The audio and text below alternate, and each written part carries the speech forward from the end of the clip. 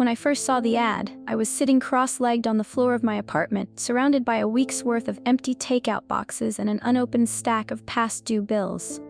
I remember how my thumb hovered over the screen, the job listing bright against the cracked glass of my phone. Night shift worker needed, no experience required, high pay, immediate start. It sounded like a scam. Everything about it screamed sketchy. No business hires someone overnight and keeps the location a secret until you say yes. But my rent was 2 weeks overdue. My landlord had already taped a bright orange warning on my door, and my credit card was so maxed out I could barely buy gas to get to work, if I even had a job to drive to anymore. So maybe it was the word immediate that did it. Or maybe it was the way the letters on my eviction notice seemed to stare me down from the corner of the coffee table. Either way, I filled out the short form, hit send, and dropped my phone on my chest like I'd just flung a grenade and was waiting for it to explode. I told myself I wouldn't think about it again. Maybe it would vanish into the void like every other desperate application I'd sent out that month. But 43 minutes later, my phone buzzed with an address and a single line. Start tonight. Come alone. I read it twice. Then I sat up, pushed aside cold noodles and empty cups, and opened my Maps app. The pin hovered over a stretch of highway I barely knew, a half-dead strip mall right off the interstate, the kind of place you pass 100 times but never stop at.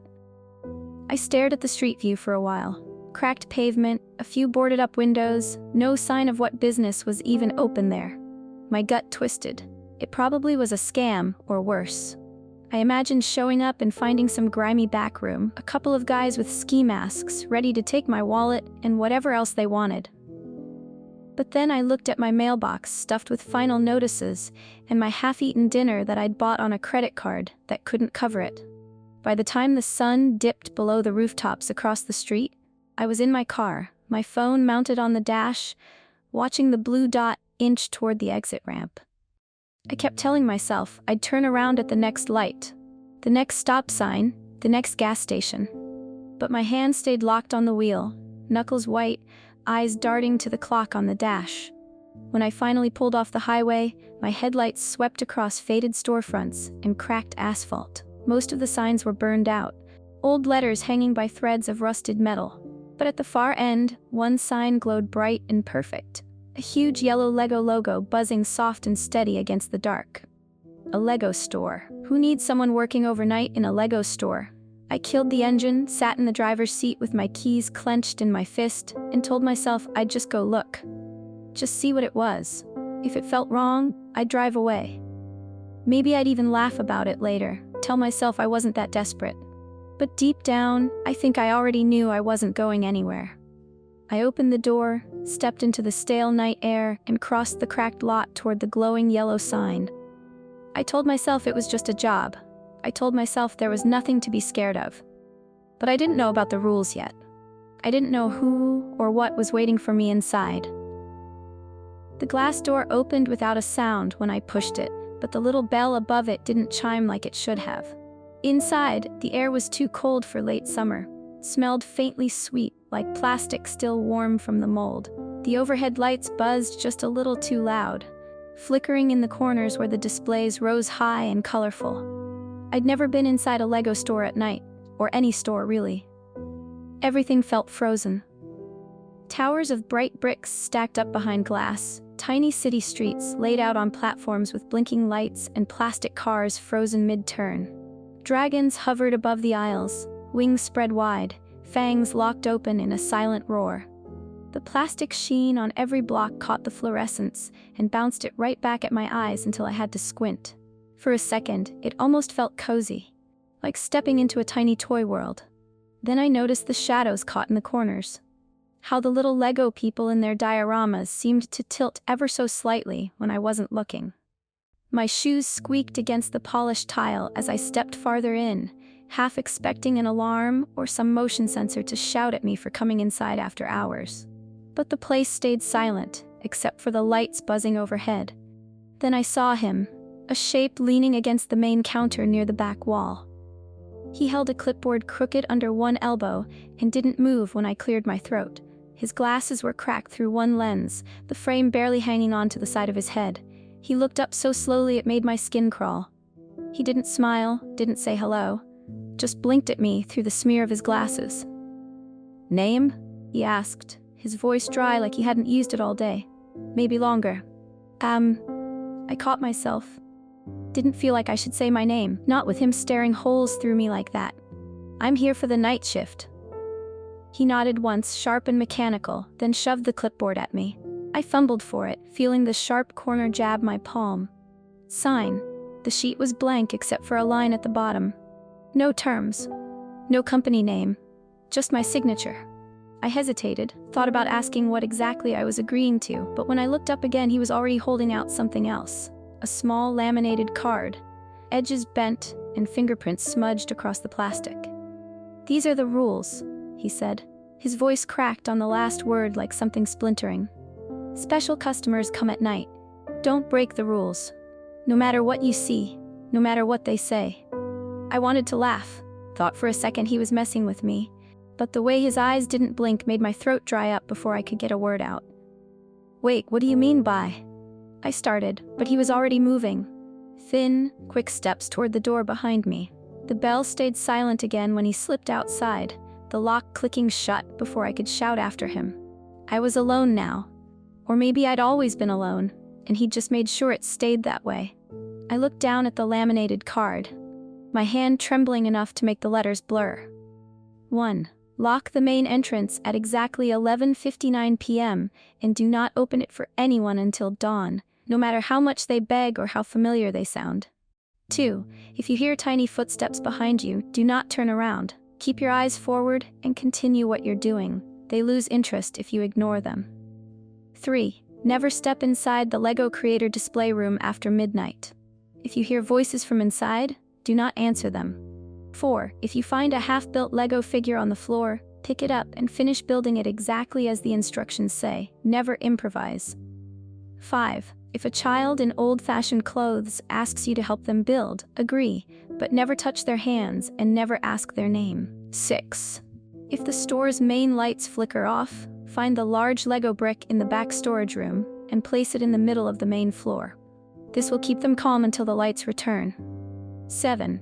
At 4:04 a.m., exit through the back door without looking at any displays. If you see your reflection in the glass or the minifigures moving, do not react. Keep walking until you're outside and never come back. I read them once, then twice. Each line sunk into my head like a cold drip of water down my spine. It had to be a joke, a prank for the new hire, some weird inside thing, right?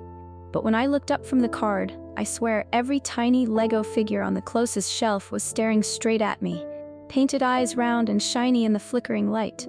I checked the time on my phone. 11:45 p.m. 15 minutes until the first rule came due. I thought about leaving, just walking back through that door, starting my car, driving until the gas tank hit empty. But when I turned back to the main entrance, the lock gleamed under the buzzing lights like it was already waiting for me to twist it shut. I told myself the rules were a joke, that nothing would happen. But something deep in my gut said they weren't. And something even deeper said that if I stayed, I'd find out exactly why. I spent the next 10 minutes drifting through the aisles, trying to look busy, pretending the rules were just some messed-up hazing ritual for the desperate new hire. But every time I tucked a box back onto a shelf or straightened a line of tiny plastic cars, I felt the prickle on the back of my neck, like the whole store was breathing down my spine. I kept checking my phone. 11:51 p.m. 11:54. I hated how fast the minutes crawled by. I drifted toward the front entrance just to make sure it really did have a bolt. It did. A heavy metal deadbolt I hadn't even noticed when I first came in. I stood there with my hand hovering over it, thumb tracing the cold edge. My reflection in the glass door looked too pale under the harsh lights, eyes wide and tired. Behind me, rows of bright boxes stacked high, colors so cheerful they almost hurt to look at. I kept telling myself it was stupid, that nothing would happen if I left the door unlocked, but my fingers wrapped around the bolt anyway, just waiting for the second hand to land exactly right. The second hand crawled past the 12. 11:59. I turned the bolt until it clicked home, solid and final. For a second I felt a weird flicker of pride. First rule: Done, easy. I stepped back, pressing my palms to my jeans to wipe off the sweat. I could almost laugh. Maybe this would be the easiest paycheck of my life. A night in a toy store. Follow the rules, cash the check, forget any of this ever happened. But the air felt different now. Thicker, like breathing through a damp cloth. The humming lights above me seemed louder, sharp enough to make my ears ring. I tried to shake it off. I ducked into an aisle lined with rows of minifigures, each one posed in their tiny sealed packets, like they were waiting for me to pick them up. I was halfway down the aisle when the knocking came. Soft at first, 3 gentle taps that made me freeze mid-step. I told myself it was just the wind rattling the glass, but then it came again, steady, quiet, too careful to be the wind. I peered down the aisle, craning my neck to see the front door. A pale shape pressed up against the frosted glass. A hand, splayed flat. My heart thudded so hard it felt like it rattled my ribs. Then a voice cut through the hum of the lights, thin, strained, but so familiar it made my knees buckle. "Hey, sweetheart, please, let me in." My breath caught in my throat. I stepped closer before I could stop myself. The shape leaned in until a face smudged into view behind the frost. "Please, baby," the voice said, cracked, desperate. "It's cold out here, let me in. I just want to talk to you." My whole body went cold. I hadn't heard that voice in 6 years. Not since they lowered the casket into the ground, and I'd stood there in the drizzle with my fingers curled around a damp tissue, trying to hold myself together. My mom's voice? It couldn't be. But it was. Every word scraped across my chest like broken glass. "Mom?" My lips moved before my brain could stop them. The shape on the other side pressed closer. Nose and forehead smudged to a blur through the glass. "Yes, sweetheart, it's me. Please open the door. It's freezing." I could almost feel her hand on my shoulder, the way she'd brush crumbs from my shirt when I was little. I pressed my palm to the glass. It was icy, the cold soaking into my skin until it hurt. The bolt sat under my other hand, metal digging into my palm.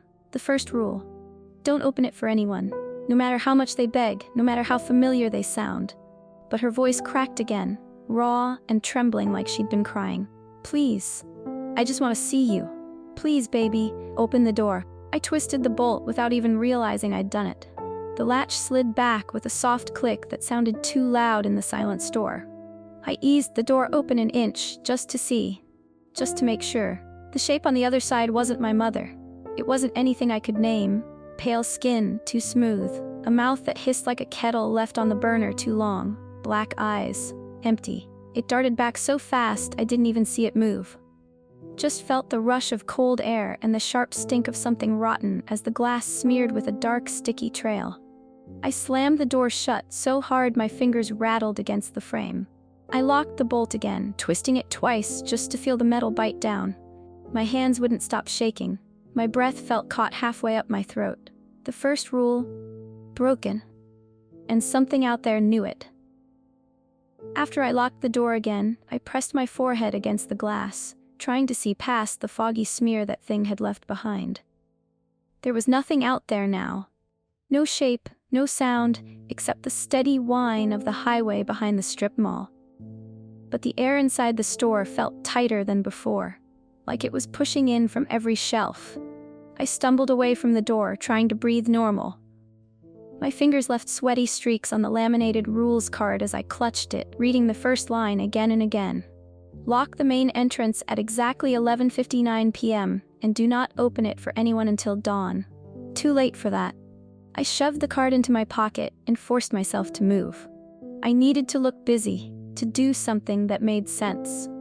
So I grabbed a stack of minifigure packs and started down the aisle, straightening rows that were already perfectly straight, lining up their tiny plastic smiles so they all faced forward. I kept telling myself it was fine, just a prank, or my mind playing tricks. Maybe I'd fallen asleep on my couch, and any second now my alarm would yank me back to real life. I was halfway through the aisle when I heard it. A soft click, click, click behind me, like little bare feet on tile. I froze with my hands full of tiny foil packets. For a second, I couldn't move or breathe. I didn't even blink. My eyes flicked to the laminated card, the corner peeking out of my pocket. Rule number 2. If you hear tiny footsteps behind you, do not turn around. Keep your eyes forward and continue what you're doing. They lose interest if you ignore them. I sucked in a breath so shaky I thought my ribs might crack. I forced my hands to keep moving, sliding another pack onto the peg, pretending my heartbeat wasn't crashing through my skull. The footsteps came closer, soft, quick, playful almost. Something giggled, a sharp, wet little sound, like someone trying to laugh with water stuck in their throat. The footsteps stopped inches behind me. I could feel the air change, colder now, pressing at the back of my neck. I told myself not to look, just keep working, just keep breathing. But my shoulders tensed on their own. My head turned before I could stop it. He was standing so close I nearly fell backward. A boy, maybe 7 or 8, pale skin almost glowing under the buzzing lights. He wore a tiny sailor suit, the kind you only ever see in old black and white family portraits. His hair was plastered flat, shiny like plastic. When he smiled, I nearly dropped the entire stack of minifigure packs. His front teeth were gone, replaced with tiny yellow Lego bricks jammed into the gums, wedged in so tight I could see the pink flesh swelling around each one. He giggled again, the sound scraping down my spine. He lifted one small hand and pointed at the minifigure packs in my arms. His finger bent the wrong way at the first knuckle. "Can I have one?" he asked. His voice was bright and sweet, and so empty it made my stomach twist. I didn't answer. I couldn't. My throat had locked up tight. He giggled again, stepping closer until his nose nearly brushed my chest. I could smell him, that same sweet, faintly chemical smell that clung to the bricks. I turned back to the shelf, my hands moving on their own. I hung the packs one by one, my fingers fumbling with the little hooks. I tried to pretend he wasn't there. I could feel his eyes on me, wide and glassy, waiting for me to look back. But I'd already looked. I'd already turned. Rule number 2. Broken. When I risked a glance over my shoulder again, he was gone. Just the empty aisle, the humming lights, the walls stacked high with neat rows of smiling plastic people who never looked away. I squeezed the last minifigure pack onto the peg, my hands numb and shaky. Somewhere in the back of the store, a door creaked open. A soft chorus of voices drifted through the shelves, calling my name like a lullaby. I didn't want to know which rule I'd break next.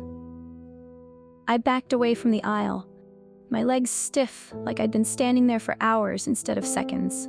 I kept glancing behind me, expecting the boy in the sailor suit to pop out from behind a display or crawl out from under one of the shelves. But the store stayed still. Too still. I gripped the edge of a display table just to steady my shaking hands. The laminated card in my pocket dug into my hip when I leaned forward, reminding me what I was supposed to do. Don't break the rules. Too late for that. I'd broken 2 already. I told myself I just had to hold out a few more hours, keep my head down, pretend none of this was happening. But I could feel something shifting behind the bright blocks and rainbow towers, something waiting for me to slip again. I turned and headed for the back storage area. I thought maybe I could hide in there until morning. Maybe barricade the door with a stack of boxes and plug my ears until the sun rose. The humming lights above me flickered as I walked, like they were trying to whisper secrets I couldn't quite hear. The hallway to the storage room passed right by the Lego Creator display room. I didn't even realize where I was until I caught the edge of the sign above the door. Bright red letters, a friendly little brick mascot pointing inside. The door was cracked open just enough to show the dark room beyond. I froze in the hallway.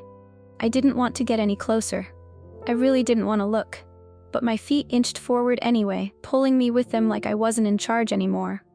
A soft scratching sound drifted out. Plastic clicking together, tiny pieces rattling against a table. Then the voices came. Not 1, not 2, but a dozen. Layered over each other like kids practicing a song in a classroom. "Come build with us," they sang, sweet and off-key. "Come build with us. We saved you a table. We need your help." Rule number 3. Never step inside the Lego Creator display room after midnight. If you hear voices, do not answer them. I pressed my back to the wall, squeezing my eyes shut like maybe I could block it all out. My lips were so dry I could taste blood where I'd chewed the inside of my cheek raw. Then I heard my own name, not just whispered, called out, clear as a bell. The voices melted into one, sharp and high, echoing off the Lego castles and tiny plastic trees inside the dark room. I covered my ears with both hands, but my mouth moved anyway. I didn't mean to answer. The words just fell out of me like they'd been waiting on my tongue all along. "What do you want from me?" I whispered. The scratching inside stopped. The silence pressed so heavy against my ears I thought they might burst. Then the door creaked wider. A slow groan of old hinges, inch by inch. Inside, I could see them. Small shapes crouched at the low tables, little hands moving too fast to be real. Bricks snapped together in sharp, jagged clicks. Bright yellow heads, tiny wheels, spindly towers rising and falling like they couldn't decide what they were supposed to be.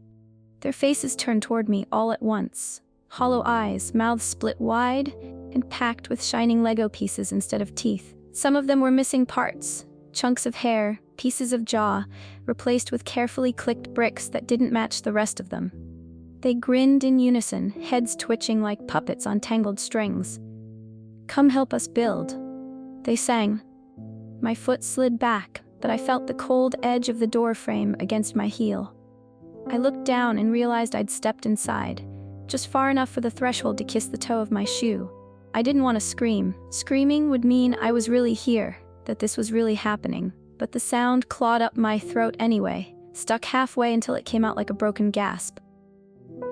I stumbled back into the hallway so fast my shoulders slammed against a display shelf. Boxes rattled down behind me, tiny bricks skittering across the tile. I didn't dare look back at the open creator room. The voices inside had gone quiet, but I could still feel them. All those sunken eyes watching me through the crack in the door. I pressed my hand against my chest to keep my heart from jumping out. My skin felt wrong, too tight and too cold, like the air in the store had sunk under it. I just needed to get to the storage room, find some place to hide, wait this out. That was all. Just wait. I turned to run, and nearly tripped over it. Lying in the hallway, half in shadow, was a Lego figure the size of a small dog. Its legs were snapped apart, scattered in a messy trail of yellow and red bricks. Its torso lay crooked, arms dangling at sharp angles, little plastic fingers frozen mid-grip. The head was missing, but beside the broken figure sat a single yellow paper, folded like an old toy instruction. I crouched down before my brain could tell me not to. My hands moved on their own, fingertips brushing the glossy paper.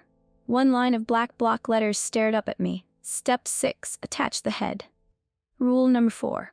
If you find a half-built Lego figure, finish it exactly as the instructions say. Never improvise. I looked around for the head. There, just under the edge of the nearest shelf, half buried in a spill of loose bricks. I reached for it, my fingers scraping over the cold plastic. It felt sticky, like someone had dipped it in syrup. I forced the head onto the neck peg. The click echoed too loud in the hallway. But when I tried to twist it straight, it spun backward, the face turning to stare behind the figure. I swallowed the sick taste in my mouth and tried to pop it off to fix it, but the plastic joint stuck. I pulled harder. Something inside the figure cracked, a brittle little snap that made my stomach roll. The head shifted again, now stuck at a crooked angle, half facing the floor. A long hairline split ran down its molded cheek. I'd done it wrong. I'd messed up step 6. I could feel it in my bones. The rule was broken. Before I could stand up, a cold tug caught my sleeve. My breath hitched so sharp it made my ribs ache. I turned, and there she was. A little girl, maybe 5 or 6. Her hair was curled and pinned back like an old photograph, a frilly dress draped over thin shoulders. Her skin was too shiny, almost waxy under the flickering lights.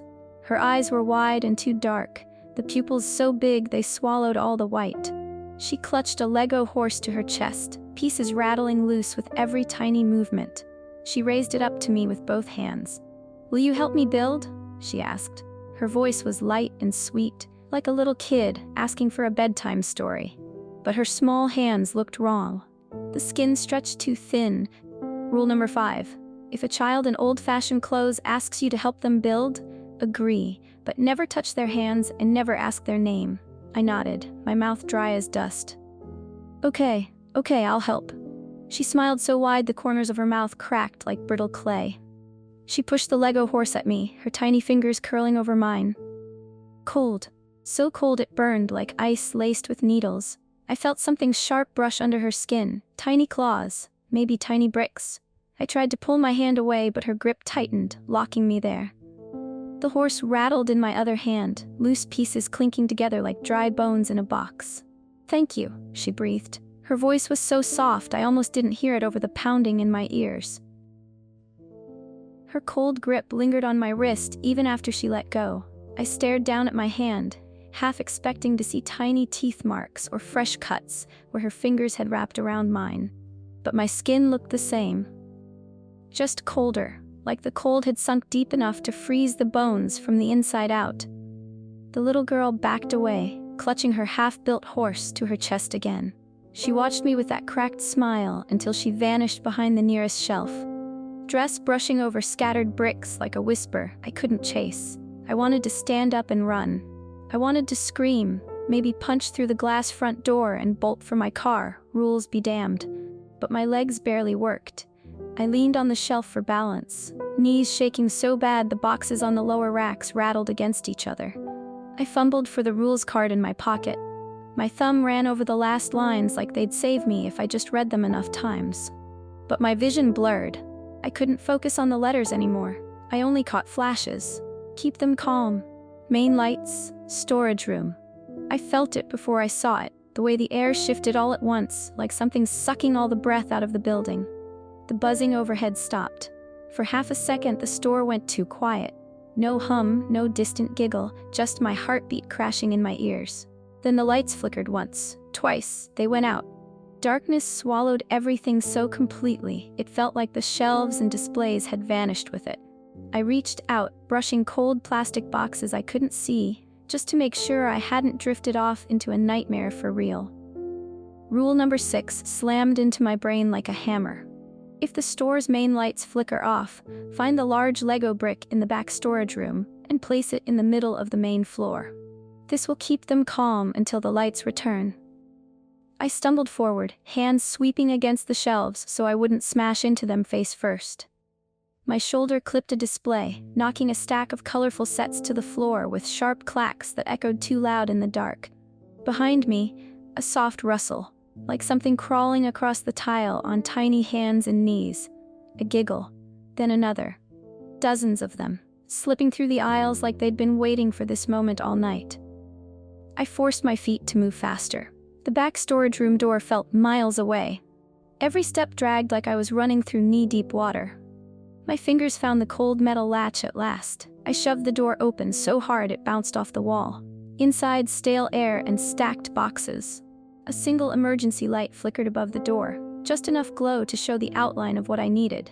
A massive Lego brick, bright red, big enough to fill my arms. I lunged for it. My hands gripped the smooth plastic. Warmer than I expected, like someone else had been holding it just a moment before. Tiny fingers brushed my neck, cold, sharp, too many to count. I felt them tangle in my hair, tug at my collar. A giggle right against my ear made my skin crawl. I staggered forward with the heavy brick pressed to my chest. My foot caught on something, maybe a loose box or a stray piece. I nearly dropped it, caught it again, felt my breath tear out of my lungs in ragged gasps. The emergency lights sputtered, went dark. I could hear them all around me now, the children giggling, whispering, dragging their tiny bare feet through scattered bricks.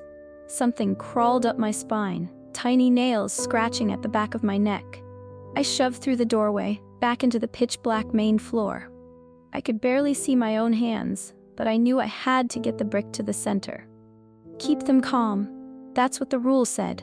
Just get it there. Something tugged at my ankle.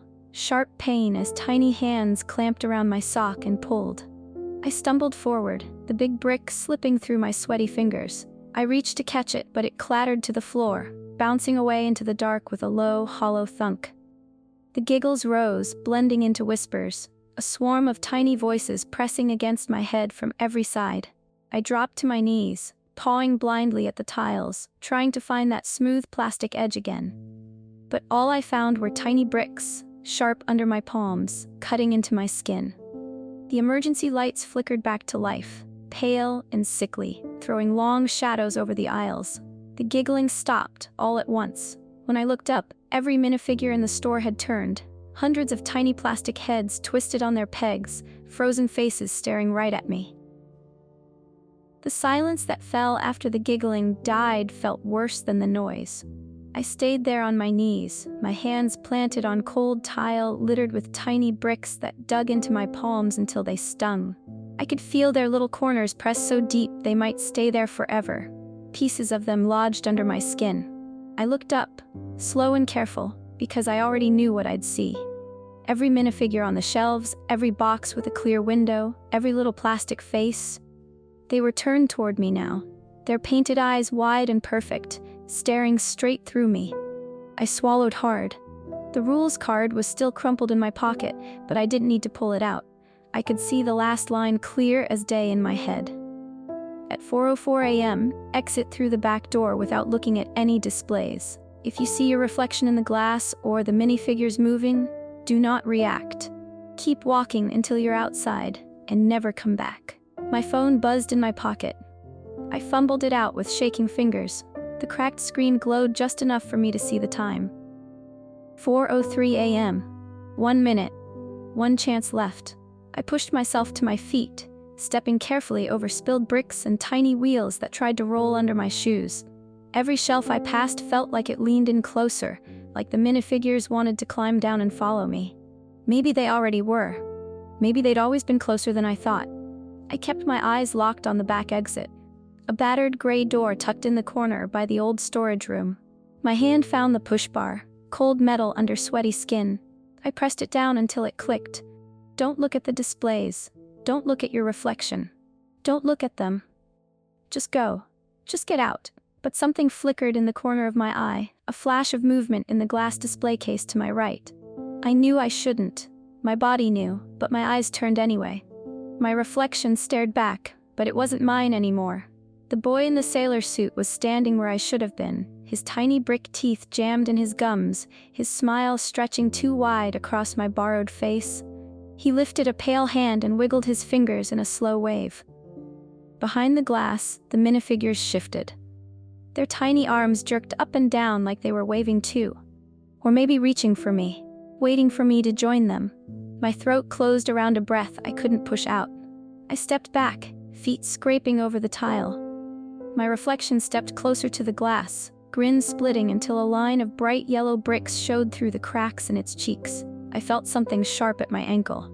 I looked down. Tiny bricks crawling over my shoe, slipping up my leg like ants made of plastic and sharp edges. They climbed over each other, clicked together, building something new from my skin. I stumbled backward through the door, but I didn't see the night sky or the cracked parking lot. I saw more glass, more reflections, all showing me different faces, all smiling with teeth made of bright blocks and tiny claws for hands. A voice I didn't know whispered right behind my ear. Soft, sweet, the way a mother might wake you up for school when you're small enough to believe monsters aren't real. Thank you for building with us. I don't know if I ever made it outside. Maybe my body did, but the parts that mattered stayed behind. Maybe they're still here now. If you ever see a job listing for a night shift at a Lego store, if the pay looks too good, if the address is only given after you say yes, don't answer it. Please, for the love of God, don't answer it. Because there's always room for one more piece.